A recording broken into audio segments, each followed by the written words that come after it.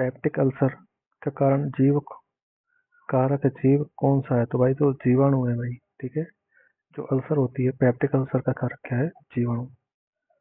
जो अल्सर होती है वो जीवाणु का कारण होती है। ठीक है, क्षय रोग किसका कारण है? जीवाणु का कारण है, सबको पता है।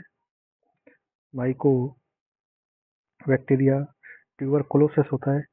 तो इसको याद करने के लिए एम टी याद कर लें। क्षय रोग यानी एम टी, एम टी जीवाणु।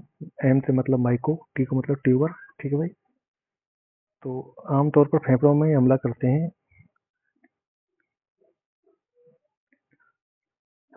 जो टीबी के जो बैक्टीरिया होते हैं ना, वो शरीर के किसी भी भाग पर हमला कर सकते हैं, जैसे किडनी है, रीढ़ की हड्डी है, मस्तिष्क है। ठीक है भाई। तो इसको क्षय रोग बोलते हैं, यानी इसमें आदमी की क्षति पहुंचती है बहुत ज्यादा। तो एम टी याद रखना है उसको, और जस अस याद रखना है आपको। जस अस, तो वो साइट्रस जो कैंसर है, कैंकर बोलते हैं उसको, उसके लिए, साइट्रस कैंसर के लिए, पेड़ों पेड़ों के लिए। ठीक है भाई। अगला जो क्वेश्चन है उसको देखते हैं भाई। नींद की बीमारी का कारण क्या होता है? तो फ्लाई, एस एस फ्लाई, इसको मैं एस एस फ्लाई बोलता हूँ भाई। देखो एस एस फ्लाई, इसमें क्या होगा, नींद की बीमारी होती है। ठीक है भाई, एस एस फ्लाई। ठीक है। अब कुछ लोग टी एस फ्लाई बोल देते हैं इसको, T S fly, T S fly. ठीक है, ऐसे बोल दो। कुल मिला के से फ्लाई बोल दो, याद करने के लिए, से फ्लाई। ठीक है, नींद की बीमारी से फ्लाई, से फ्लाई। दूरदर्शिता को भी कहा जाता है। दूर की जब वस्तु दिखाई नहीं देती है, दूर की वस्तुएं,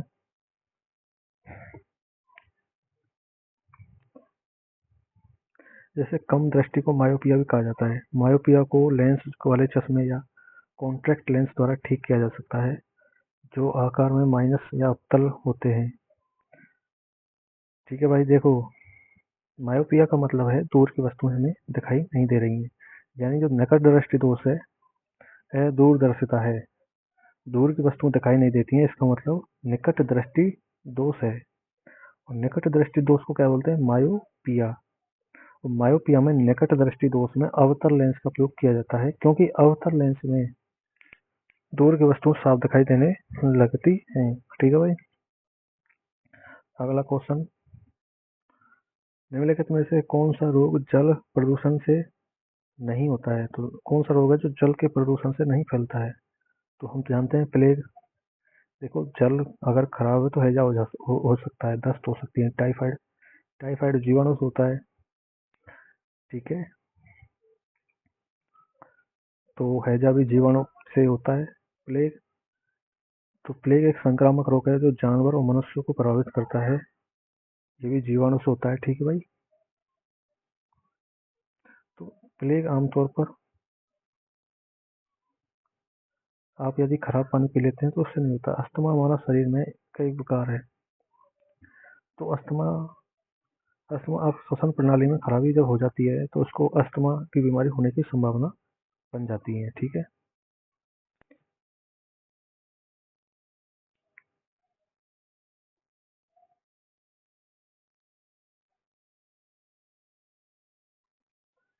पेटियोल का हिस्सा होता है, पेटियोल, पेटियोल, पेटियोल वृक्ष का हिस्सा होता है। पेटियोल एक डंठल है जो ब्लेड ब्लेड को पत्ती के आधार पर जोड़ता है। ठीक है भाई। कौन सा भाग अंकुरण की जड़ बनाता है? तो बीज जो होता है, बीज में रेडिकल होता है। तो रेडिकल जो होता है, रेडिकल, वो अंकुरण वहां से होता है। ठीक है। अगला क्वेश्चन देखते हैं कि निम्न कथनों में से कौन से गलत हैं? तो option number C is incorrect. कौन सा गैस है भाई? पादप कोशिकाओं में जंतु कोशिकाओं की तुलना में छोटी रिक्तताएं होती हैं। तो एक कथन गलत है भाई। देखो, पादप कोशिका में कोशिका वृद्धि होती है, बिल्कुल सही है, जबकि जंतु कोशिकाओं में नहीं होती है, बिल्कुल सही है, ये भी सही है। पादप कोशिकाएं सामान्यतः जंतु कोशिकाओं से बड़ी होती हैं, तो ये तो सही है।